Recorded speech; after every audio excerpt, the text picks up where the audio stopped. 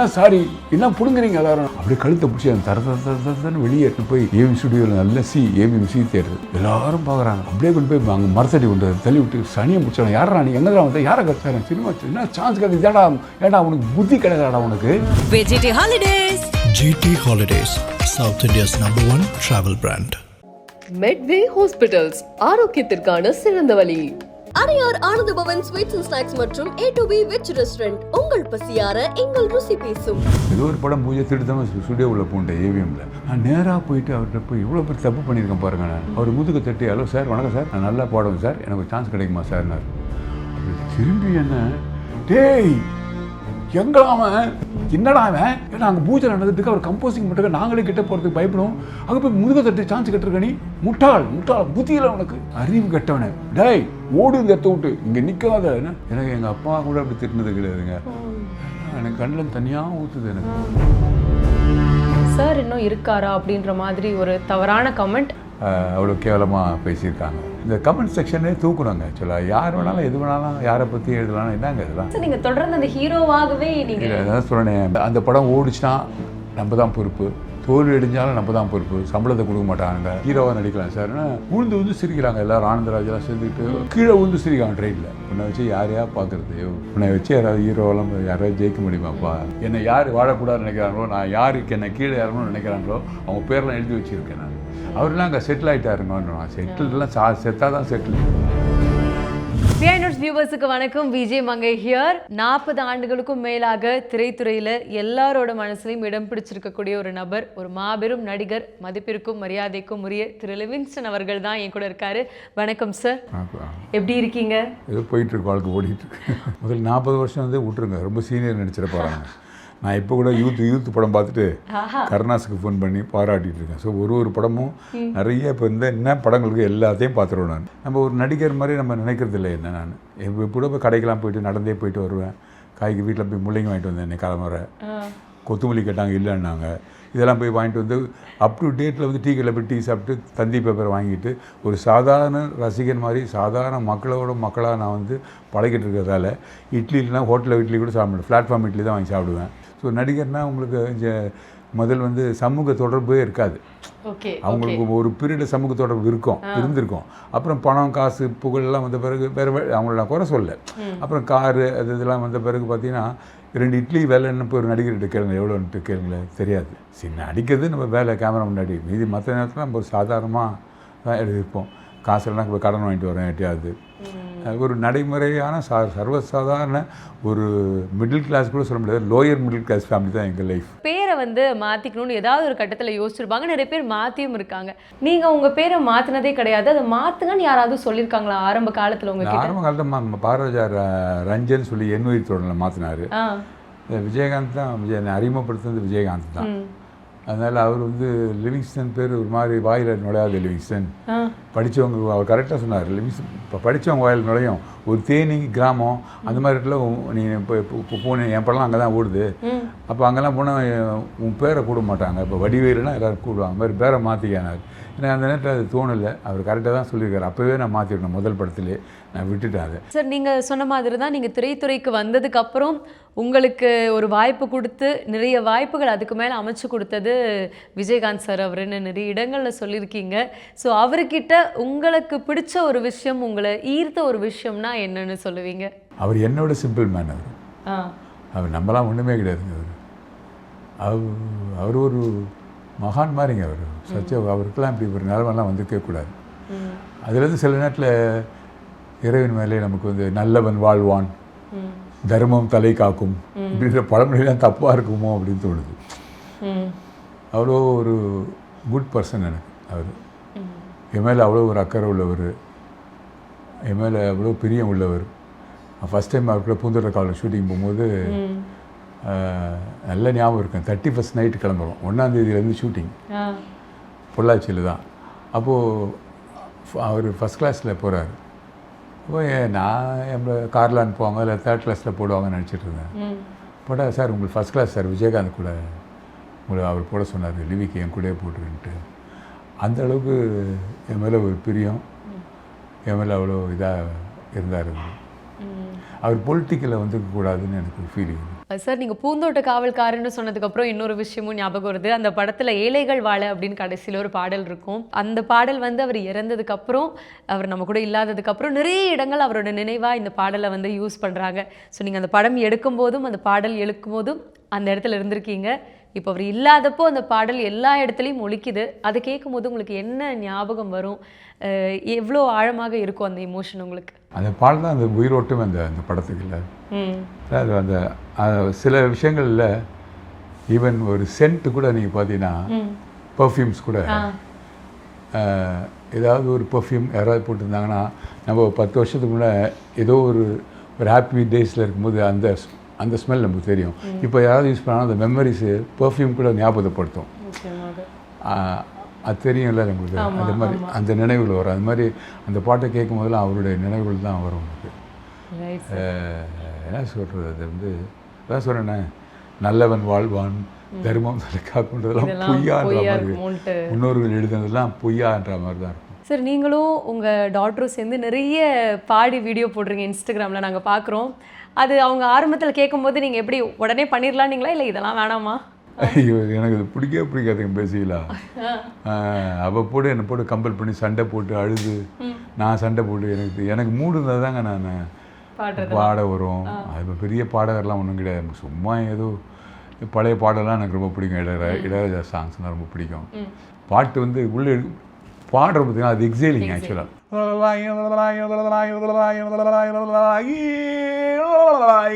Super sir. எனக்கு பிஜிஎம்ஸ்லாம் பயாட்டாடு. எனக்கு அவர்கிட்ட போய் ஒரு முறை சான்ஸ் கேட்டேன் நான். அப்போ சினிமாவுக்கு பாக்யராஜ் சார்ட்டு தான் நான் சேர்ந்தேன். அதுக்கு முன்னாடி ஒன்றுமே தெரியாது. ஏதோ ஒரு படம் பூஜை திட்டத்தமாக ஸ்டுடியோ உள்ள போன்ட்டேன் ஏவிஎம்ல. அப்போ எனக்கு சினிமா தெரியாதுங்க ஒன்றும். இளையராஜா இருக்காரு, தெய்வத்தை பார்த்த மாதிரி ஏதோ ஒரு பூஜை, அது ஃபுல் கும்பல் பூஜை. அது பூஜைன்னு கூட எனக்கு தெரியாதுங்க. எனக்கு சினிமாவுக்கு வந்து போச்சு. அவர் உட்காந்து நடுவில் ஹார்மோனியம் போட்டு வச்சுட்டு எல்லாரும் சுற்றி நின்றுட்டு என்னமோ பேசிகிட்டு இருக்காரு, எல்லாம் வாசிச்சுட்டு இருக்காங்க. நான் நேராக போயிட்டு அவர்கிட்ட போய் இவ்வளோ பேர் தப்பு பண்ணியிருக்கேன் பாருங்கள். நான் அவர் முதுக தட்டி, ஹலோ சார், வணக்கம் சார், நான் நல்லா பாடுவேன் சார், எனக்கு ஒரு சான்ஸ் கிடைக்குமா சார்னார். அப்படி திரும்பி என்ன, டேய் எங்களாம அப்படின்னு நான் அசிஸ்டண்ட்டை கூப்பிட்றாருங்க. இவர் கத்துனோன்னு டோட்டல் க்ரௌட் அப்படி கல்யாண வீட்டில் கலகலன்னு சத்தம் இருந்தது. அப்படியே சைலண்ட் ஆகிடுச்சு. யாரெல்லாம் இவன் என் பூதத்தடி சான்ஸ் கேட்குறான், எங்கே தான் நம்ம பேருமா பேர் மாட்டான் அவருடைய பிஏ, அவருக்கு கூடி வந்தார். என்னடா அவன் எங்கே தான் பிடிச்சி வந்தீங்க அவனை? Sorry sir. என்ன சாரி, என்ன பிடுங்குறீங்க எல்லாரும்? அவர் பாட கத்த ஆரம்பிச்சார். அவர் என்ன கத்தலை, இவர் அசிஸ்டண்ட், அவர் பேர் நவநீதரமன் சார். அப்படியே கழுத்தை பிடிச்சி அந்த தரன்னு வெளியேட்டு போய் ஏவிஎம் ஸ்டுடியோவில் நல்ல ஏவிஎம் சி தியேட்டர் எல்லோரும் பார்க்குறாங்க. அப்படியே கொண்டு போய் அங்கே மரத்தடி கொண்டு தள்ளி விட்டு சனியை முடிச்சாங்க. யாரா நீ, எங்கே தான் வந்து யாரை சார் சினிமா என்ன சான்ஸ் கேட்குது, ஏடா உனக்கு புத்தி கிடையாதாடா உனக்கு? ஏன்னா அங்கே பூஜை நடந்துட்டு அவர் கம்போசிங் பண்ணுறாங்க, நாங்களே கிட்ட போகிறதுக்கு பயப்படும். அங்கே போய் முதுக தட்டு சான்ஸ் கட்டுருக்க நீ, முட்டாள் புத்தியில் உனக்கு, அறிவு கெட்டவனே, டேய் ஓடு இந்த இடத்த விட்டு, இங்கே நிற்காத. எனக்கு எங்கள் அப்பா கூட அப்படி திட்டினது கிடையாதுங்க. எனக்கு கண்ணில் தனியாக ஊற்றுது. எனக்கு எப்படி திட்டுறாரு, ஓடு இந்த இடத்துல இருக்காத, முன்னால் எனக்கு கிட்ட போடுறாரு. அப்படியே போயிட்டேன் நான் ஸ்டுடியோ விட்டுட்டு. அப்புறம் காலங்கள்லாம் மாறுது. பாக்யராஜ்கிட்ட ஜாயின் பண்ணி அவர்கிட்ட நான் கம்போஸ் பண்ணிக்கலாம் பாக்யராஜ் அழைச்சிட்டு சார் போடுங்க. அப்போ ஒரு பாட்டு சார், இந்த பாட்டு வேணாம் சார், பெட்டர் சாங் போடுங்கன்னுவேன். நான் நீ அஸ்டண்டா டைரக்டர் அவர் அஸ்டண்டா அப்படின்னு ஒரு கலாச்சிட்டு சரி இது போடுறேன்னு சொல்லிட்டு அந்த பாட்டு தான் அந்தி வரும் நேரம், அந்த பாட்டு போட அந்த இன்ஸ்பிரேஷன்லாம் இருக்கும். அது மாதிரி நம்ம சண்டைலாம் போட்டு விட்டு வாங்கும்போது அதில் தான் சார் இளைய சார் அவர் வாயில் இவனை என்கிட்ட படிச்சார், என்கிட்ட கூட நான் வச்சுக்கிறேன் அப்படின்னாரு. Super sir. அப்போ நான் நினச்சேன் அவருக்கு தெரியல, ஒரு 5-6 வருஷத்துக்கு முன்னாடி என்னை கழுத்து பிடிச்சி வெளியே வந்தாங்க. இப்போ அவர் வாயில் வந்து என்னை ஸ்டேட்டஸ் எடுத்துக்கிறேன்னு, அது காட்ஸ் கிரேஸ் தானே அது. கண்டிப்பாக சார், அதெல்லாம் ஒரு நல்ல நினைவு தான் சார். நீங்கள் இப்போ சொன்னீங்க நான் வந்து பாடகராக சான்ஸ் கேட்டேன் ராஜா சார் கிட்ட அப்படின்னு. சமீபமாக வந்துட்டு ஒருத்தர் கமெண்ட் பண்ணியிருந்தார் உங்களோட வீடியோவில், சார் இன்னும் இருக்காரா அப்படின்ற மாதிரி ஒரு தவறான கமெண்ட் அதை வந்து பண்ணியிருந்தாரு. பண்ணதும் நம்ம ஜோவிதா மேம் வந்து கீழே ரிப்ளை பண்ணியிருந்தாங்க. ஸோ இது வந்து பெரிய நியூஸாக போச்சு சார். எல்லா நியூஸ் சேனலும் இதை கேரி பண்ணாங்க, எல்லாரும் இதை பற்றி பேசினாங்க சார். கண்டிப்பாக எனக்கு மறந்து போச்சு. இப்போ நீங்கள் சொல்லி ஞாபகத்துக்கு வருது. அவள் ஏதோ ஒரு விஜயை பற்றி ஏதோ ஒரு கமெண்ட் வரும்போது அதை லைக் பண்ணி போட்டாங்க. அவளே எதுவும் போடவில்லை. நமக்கு அதெல்லாம் அதுக்கும் சொன்னல, சினிமா அரசியலுக்கு நமக்கு சம்மந்தம் இல்லை. அது அவள் சும்மா இருக்க மாட்டா, இதை சின்ன பொண்ணு இல்லையா, லைக் பண்ணிப்பா. அந்த லைக் போட்டதை விட்டு அதை போயிட்டு அவ்வளோ கேவலமாக பேசியிருக்காங்க. இந்த கமெண்ட் செக்ஷனே தூக்கணுங்க ஆக்சுவலாக. யார் வேணாலும் எது வேணாலும் யாரை பற்றி எழுதலாம்னா என்னங்க இதெல்லாம், யார் வேணால் என்ன எழுதலாம்னா என்னங்க இதெல்லாம். இப்போ அதுக்கெல்லாம் ஒரு ரெஸ்ட்ரிக்ஷன் வைக்கிறேங்க. யாரும் கமெண்ட்லாம் அப்ரிசியேஷன் பண்ணி போடலாம். ஆனால் இது இப்படி நியாயமாக ஏதாவது குறைகள் தான் நீங்கள் சொல்லாங்க. அசிங்கமான வார்த்தைகள் எல்லாம் யூஸ் பண்ணுறது என்ன, யார் வேணாலும் என்ன வேணாலும் பண்ணலான்னா என்னதுக்கு மீடியா இருக்குது? அப்போ சினிமாவில் சென்சாரே தேவையில்லையே எதுக்கும் இல்லை. சார், என்கிட்ட உங்களோட படங்கள் சிலது எழுதி வச்சுருக்கேன். இந்த படமா இல்லை அந்த படமா அப்படின்ற மாதிரி ஒரு சின்ன கேம். ஸோ நீங்கள் ஒன்று சூஸ் பண்ணணும், அதுலேருந்து ஒரு பெஸ்ட் மெமரி என்கிட்ட சொல்லணும். ஓகேவா? சுயம்வரம் ஆர் ஏன் புருஷன் குழந்த மாதிரி, இது ரெண்டில் உங்களுக்கு ரொம்ப க்ளோஸ் டு ஹார்ட்டான படம் இது. இது ஏன் புருஷன் குழந்த மாதிரி தானே. ஓகே, என்ன ஒரு காரணமாக இருக்கும் சார்? அது என்னுடைய கேரக்டர் அப்படியே அதில் எஸ்பி ராஜ்குமார் தான் டைரக்டர். என்னுடைய என்ன கேரக்டர் அது அழகாக ஒரு கதையாக பண்ணிவிட்டு நல்ல சாங்ஸ்லாம் கூட அதில் நல்ல நல்ல சாங்ஸ்லாம் வந்தது. காமெடி, நானும் வடிவேலுக்கு காமெடியெல்லாம் நல்லா ஒர்க் அவுட் ஆச்சு. நல்லாவும் ஓடிச்சு அந்த படம். நான் 4 படம் ஹீரோ நினச்சேன், 4மே 100 days படம் தான். ஆமாம் சார், அது ஒரு முக்கியமான விஷயமாக இருந்துச்சு. ஏன் சார் நீங்கள் தொடர்ந்து அந்த ஹீரோவாகவே நீங்கள் அதான் சொல்கிறேன், பாக்கியில் சொல்லுவேன், காலில் சக்கரம் அடிச்சு சுற்றுறேன். எனக்கு பிடிக்காதுங்க அது பேசிக்கலாக. ஹீரோன்றது ஒரு பொறுப்பான ஒரு ஜாப்புங்க. அது ரொம்ப கஷ்டம். ஹீரோங்களாம் நம்ம விஜய் சொல்கிறோம், அஜித் குமார் சொல்கிறோம், ரஜினிகாந்த், கமல்ஹாசன் சொல்கிறோம். ஹீரோவாக ஜெயிச்சு நிற்கிறது, வெற்றி அடைஞ்சிடலாம். அதை தக்க வச்சுக்கிறது இருக்கு இல்லையா, அது மிகப்பெரிய உங்களுக்கு வந்து ஹைலி டேலண்டட் வேணும், பொறுமை வேணும், வெற்றியை அப்டேட் பண்ணிகிட்டே இருக்கணும். அதே துறையில் டான்ஸ், நமக்கு டான்ஸும் வராது, ஃபைட்டும் வராது, ஏதோ காமெடி பண்ணி நடிச்சுன்னு கிடப்போம், அவ்வளோதான். அது அப்புறம் அந்த படம் ஓடிச்சுன்னா நம்ம தான் பொறுப்பு, தோல்வி அடைஞ்சாலும் நம்ம தான் பொறுப்பு, சம்பளத்தை கொடுக்க மாட்டாங்க. இது மாதிரி நிறையா இருக்கிறதா இது போர் அடிச்சிது. நான் இந்த ஹீரோவை நடிச்சது கூட ஒரு விளையாட்டாக தாங்க பண்ணது. அது ஆக்சுவலாக எனக்கு ஹீரோலாம் பண்ணணும்னு அவசியம் இல்லை. ஒரு முறை விஜயகாந்த் சார்ட்ட வில்லனாக நடிச்சிட்டு இருந்தேன். அப்போ ஒரு கதை, இப்போ ராஜ்கிரன்லாம் ஹீரோவாக வந்துட்டார், பாண்டியராஜன் ஹீரோலாம் வந்துட்டார். அப்போ அந்த பேச்சு வரும்போது, சார் அது மாதிரி நானும் ஹீரோவாக நடிக்கலாம் சார், ஒரு கதை எழுதிட்டு வரேன் சார். ட்ரெயினில் ஃபஸ்ட் கிளாஸில் ஆனந்தராஜ், நான் சில குரூப்ஸ்லாம் ஜாலியாக பேசிட்டு வரும்போது ஹீரோவாக நடிக்கலாம் சார்னா உழுந்து சிரிக்கிறாங்க எல்லோரும். ஆனந்தராஜெலாம் சேர்ந்துக்கிட்டு கீழே உழுந்து சிரிக்கிறாங்க ட்ரெயினில். எனக்கு ஒரு மாதிரி ஆயிடுச்சு, மச்சான் நீ வில்லனாவே சரியாக ஜெயிக்கலை, நீ எல்லாம் ஹீரோ. அதுவும் நான் மச்சான் சுந்தரபூஷன் பேர் வேறு வச்சுட்டு நான் மச்சான் கிண்டல்லாம் பண்ணாதடா. எனக்கு ஒரு மாதிரி ஆயிடுச்சு. அப்படி நான் சீரியஸாக விஜயகாந்த் சொல்கிறேன், சார் இது நல்ல கதையாக பண்ணியிருக்கேன் சார். அவர் உடனே சார் என்னடா இவ நடிச்சா என்ன போவோம், அவர் எழுதியிருக்காரு சார். என்கிட்ட சொன்னேன், நீங்கள் என்ன சிரிக்கிறீங்க? அது இல்லை சார் ஹீரோவாக பண்ணுறாரு அதுதான் சார். என்ன ஒரே கமெண்ட் பண்ணிவிட்டு ஒரு மாதிரி ஆயிடுச்சு. லிவி நீ வர, லிவி கண்டிப்பாக வரான்னு என்கரேஜ் பண்ணார். ஸோ இவனுக்கு மத்தியில் நம்ம முட்டாள்தனமாக இவனுக்கு மத்தியில் நம்ம வந்து ஹீரோவாக பண்ணி போஸ்டர் இவனுக்கு வீட்டு வாசல்லே ஓட்டினடா அப்படின்னு திட்டம் போட்டு அதுக்காக 3 வருஷம் முயற்சி பண்ணி கண்டபடி சௌத்ரி சார் தான் எனக்கு அது ஹீரோவாக. எத்தனையோ கம்பெனி ஏறி இறங்கினேன். நான் ஏறி இறங்காத கம்பெனியே கிடையாது. எல்லாம் கிண்டல் பண்ணி கேலி பண்ணி தான் அனுப்பிச்சானுங்க. கதையை கொடுத்துரு உனக்கு அப்போ 5 லட்சம் கொடுக்குறேன் நானுங்க, நீ வேறு ஒருத்தங்க முரளி வச்சு பண்ணலாம், யாராவது உன்னை வச்சு யாரையா பார்க்குறது, ஐயோ நீ சிலவங்க நாளையாக பேசுவாங்க, உன்னை வச்சு யாராவது ஹீரோவெல்லாம் யாராவது ஜெயிக்க முடியுமாப்பா, ஜனங்க ஹீரோவெல்லாம் அக்செப்ட் பண்ணுறதுக்கெல்லாம் அது ஒரு இது வேணும்ப்பா, நீங்கள் 5 லட்சம் கொடுக்குற நிமிஷம் இப்போ வாங்கிட்டு போந்த கதையை கொடுத்துரு அப்படியே எப்படின்னாங்க. இல்லை சார் எனக்காக கதை வச்சுக்கன்னு சொல்லிட்டு நீ உருப்பிட மாட்டேன், நீ சொன்னாலும் கேட்க மாட்டேன், அவன் 5 லட்சம் கொடுப்பான் அப்படின்ட்டு கிண்டல் பண்ணி அனுப்பிச்சிட்டாங்க. ஃப்ரெண்ட்ஸுங்க மச்சான் 5 லட்சம் வாங்கிக்க மச்சான், இதுக்குடா அந்த கதை, என்னமோ நான் ஜெயிப்பேன்னு நம்பிக்கை இருக்கடாது, என்னை யார் கிண்டல் பண்ணாங்களோ அவனுக்கு மதியில் நான் ஜெயிச்சு காட்டுவேன். அப்புறம் அது கடவுளாக பார்த்து எனக்கு ஆர்பி சௌத்ரி மூலிமா ஒரு லிங்க் கிடச்சி அதே படம் ஜெயிச்சு 100 நாள் ஓடி அந்த போஸ்டர் கொண்டு போய் ஒட்ட வச்சேன்.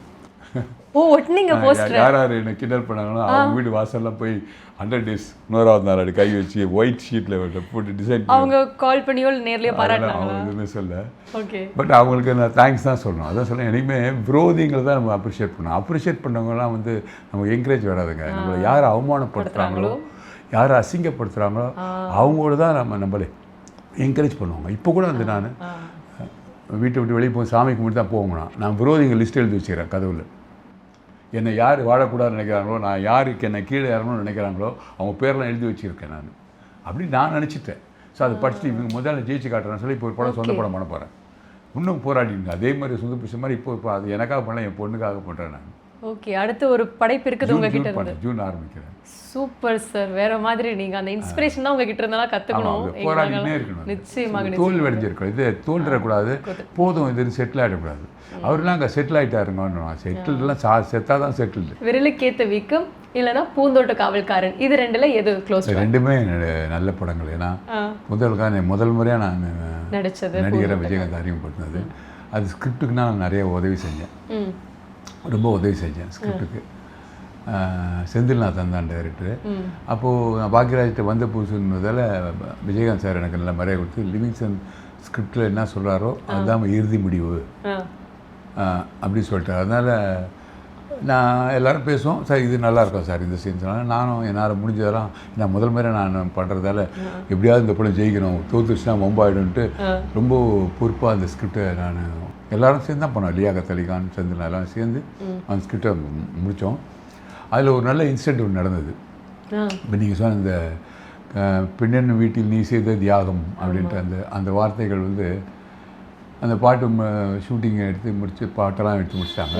கிளைமேக்ஸில் என்ன ஆச்சுன்னு கேட்டிங்கன்னா, நான் என்ன ஃபீல் பண்ணேன், சார் இந்த உங்களை வில்லன் கேரக்டர் தான் நான் என் கேரக்டர் துப்பாக்கி முனையில் விஜயகாந்த் என்னை கழுத்து வச்சுட்டு தன்னை நம்பி வந்த அந்த யங் கப்பில் கல்யாணம் பண்ணி வைக்கிறாரு.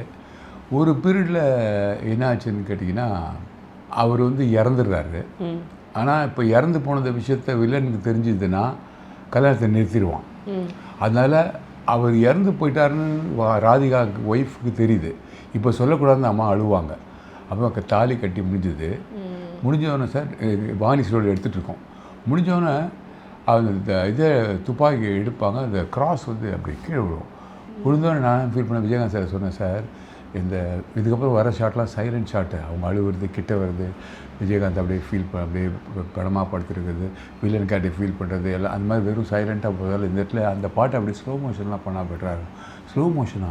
ஆமாம் சார், நான் பாடி காட்டுறேன் பாருங்கள் சார் சொல்லிட்டு, பெண்ணென்னும் வீட்டில் நீ செய்த தியாகம் பம் பம் பம் டேங் சார் சார் நான் காசு கீழே விடு சார், சர்ச் பெல் சார், ஆனால் கிறிஸ்டியன் அவர் டேங் இப்போ ராஜா சார் அதை கேட்டு யாரை கேட்டு இப்படிலாம் எடுத்தீங்க நீங்கள் சொல்லிட்டு அவர் சண்டை கண்ட போடாது சார், நான் இருக்கேன் சார், நான் அவர்கிட்ட சொல்லிக்கிறது இதுவாப்பா நீ நல்லா இருக்கு சொல்கிறது, இப்படியே நாங்கள் எடுத்துடுறோம், நாளைக்கு இப்போ சார் ரீகார்டிங் நீ தான் வரும், நான் பார்த்துக்கிறேன் சார் அவர்கிட்ட நான் சொல்லிக்கிறேன் சார் சொல்லிட்டு நான் சொன்ன மாதிரியே அந்த வேர்டெல்லாம் நான் எழுதிட்டேன். சின்ன ஒரு பிட்டு எழுதிட்டு நம்ம சொன்ன மாதிரி எடுத்துட்டோம். அதை சூப்பர் சார். இப்போ எல்லாம் ரீகார்டிங் போகுது, அந்த இடம் வருது, வந்தோடனே எல்லாருக்கும் பதட்டம், என்ன சொல்லுவார், என்ன சொல்ல போகிறாரு, அவர் எப்படி பார்க்குறாருங்க. அந்த வாய்ஸ் வருது, அந்த பைலட் ட்ராக்ல ஏன் வாய்ஸ் வருது, ஓ இது ஆமாம் நான் பாடுற பின்னாடி ட்ராலி போகும்னா பாடுறேன், ரீராஜன் பாடி வைக்கிறேன், பெண்ணின்னும் வீட்டில் நீ செய்த தியாகம், அப்போ ஸ்லோவாக போக முடியும் ட்ராலி,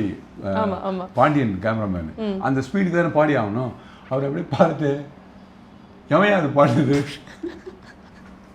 விஜயகாந்த் நான் ஓடிட்டேன் வெளியே, அங்கே தைரியம் கொடுத்துட்டேன். அப்போ செஞ்சு நாங்கள் அப்பயும் சொன்னேன், கேட்டியா கூப்பிடுவாரு அவனை கூப்பிட அவனை நான் பயந்துட்டு, சார் நான் நீ தான் பாடிருக்கியா அதை பா இப்பே நடந்ததுங்க ராஜா சார்ல பா மியூசிஷியனாக கூப்பிட்டு இந்த சீனை இவர் தான் இசைமைக்கு போகிறாரு, ஏன்னா இப்போ அங்கே டியூன் பாடி அவரே பாடிட்டாரு, இசை மியூசிக் பேக்ரவுண்ட் அவரே கொடுத்துட்டாருப்பா, நம்மளாம் எதுக்கு வாங்க நில்லுங்க இந்த இடத்துல ஹார்மோனியம் போட்டு நில்லுங்க, அப்பா இப்போ நோட்ஸ் கொடுப்பாரு இவர் லிவிங்ஸ்டனு, அதை அப்படி நோட்ஸ் பண்ணி இந்த படம் இந்த இந்த இந்த இடத்துக்கு இவர் மியூசிக் போடுங்க சார், இல்லை சார் அது சொல்லு இது மாதிரி சார் 3ஆம் பிறையில் இந்த மாதிரி ஸ்லோவாக பாடி அந்த இன்ஸ்பிரேஷன் இது நல்லா இருக்கும்னு சொல்லி தான் சார் நான் எடுத்தாங்க. அப்படின்னா நான் கொஞ்சம் அவருக்கு இதாகிட்டு, அது நீங்கள் பாடினா இன்னும் நல்லா இருக்கும் சார், அது லைட்டாக தட்டி விட்டு அது கொஞ்சம் கன்வின்ஸ் ஆனால் போல இருக்குது. விஜயகாந்த் தான் பயத்துதார், சரி என்ன வேர்டு அது காட்டு, டக்கு பாக்கெட்டில் வச்சேன், இதுதான் சார், நீ நம்ப மாட்டேங்க அந்த பேப்பர் அப்படியே வச்சு மைக்கில் போயிட்டு ரெக்கார்டிங்கில் போய் அப்படியே பாடினார். நான் என்ன நினச்சி ஃபீல் பண்ணி நம்ம எடுத்தோமோ அதை அப்படியே பாடி விஜயகாந்த் சார்லாம் அவ்வளோ சந்தோஷப்பட்டார். சொல்லாமலே ஆர் சுந்தர புருஷன் எந்த படம் சூஸ் பண்ணுவீங்க? ரெண்டுமே வேறு ஜேர்னல்ங்க. ஆமாம், அதனால சொல்லாமலே அவர் முழுக்க சசி பண்ணதான், அது நம்ம அவர் சொன்னதை அப்படியே நடித்தோம் அவ்வளோதான்.